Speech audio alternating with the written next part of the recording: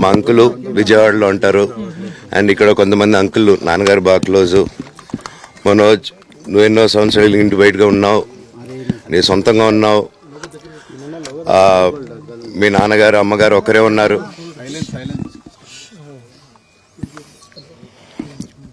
మీ నాన్నగారు అమ్మగారు ఒకరే ఉన్నారు. మీ అన్నయ్య ఏమో దుబాయ్కి షిఫ్ట్ అయిపోయాడు ఫ్యామిలీతో. మీ వైఫ్ ప్రెగ్నెంట్గా ఉంది. తనకి తల్లిదండ్రులు లేరు. తనకి ఇప్పుడు మీ అమ్మ అవసరం ఉంది, పెద్దోళ్ళు అవసరం ఉంది. నువ్వు అక్కడే ఎలా చూసుకుంటావు అంటే, నాకు ఆ రోజు మా భార్య కూడా ఒకసారి వాళ్ళు అన్నీ చెప్తున్నారు కదా, ఎందుకండి ఒకసారి వినండి అంటే, సరేమ్మా నీకోసం వస్తాను అని చెప్పి మళ్ళీ తిరిగి రావడం జరిగింది. అండ్ నేను ఈరోజు నా గురించి ఆరోపణలు వేస్తున్నారంటే అది నేనేం చెప్పలేను. ఓన్లీ మీకు ఆధారాలు మాత్రమే చూపించగలుగుతాను.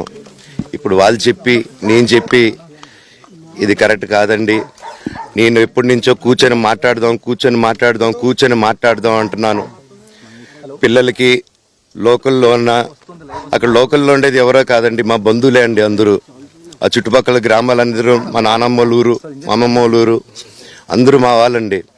వాళ్ళ పిల్లలు, మనవాళ్ళు, వాళ్ళ బంధువులు.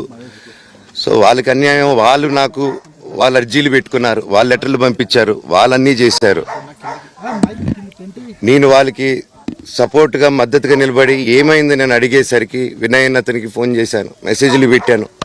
సార్ వాట్ ఈస్ హ్యాపెనింగ్, నేను కావాలంటే కాలు మీద కూడా పడతానండి, ఈ ఇష్యూ క్లియర్ చేయండి, మాట్లాడుకుందాం అంటే చాలా దురుసుగా రిప్లైలు పెట్టారు.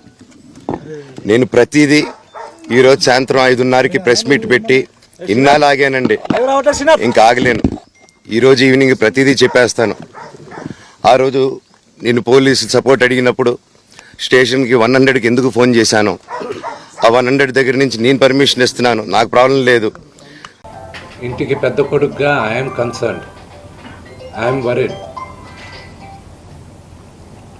నాన్నగారికి నిన్న జరిగిన ఘర్షణలో ఆయనకి కొన్ని గాయాలు తగిలాయి.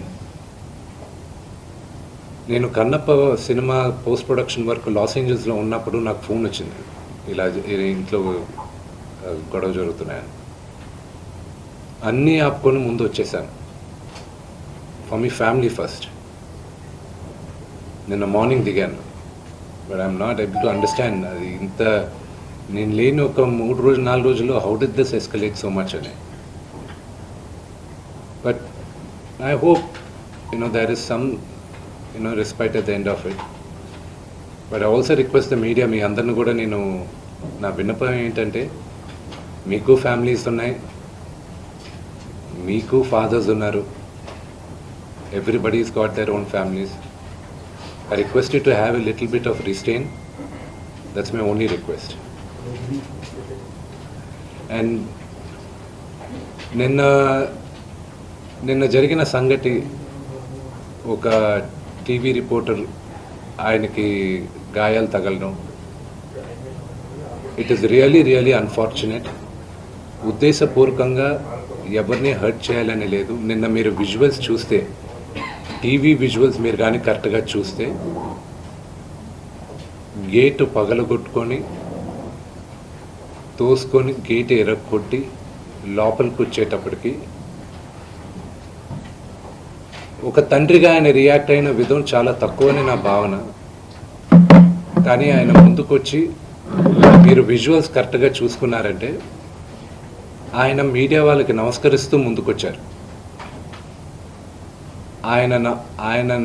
ఆయన చేతులు జోడించి నమస్కరిస్తూ ముందుకు వస్తే, ఎవరో ఒకరు ముందుకొచ్చారు, ఏదో మొహం మీద పెట్టారు, ఆ హీట్ ఆఫ్ ద మూమెంట్లో జరిగిందే కానీ ఉద్దేశపూర్వకంగా ఒక వ్యక్తిని కొట్టాలని కానీ, ఒక వ్యక్తి పైన ఆగ్రహం చూపించాలని కానీ వ్యక్తిగతంగా లేదు.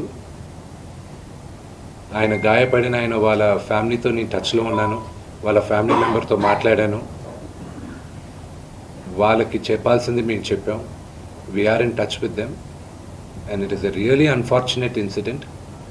I wish this did not happen. ఇది జరుగుండకూడదు.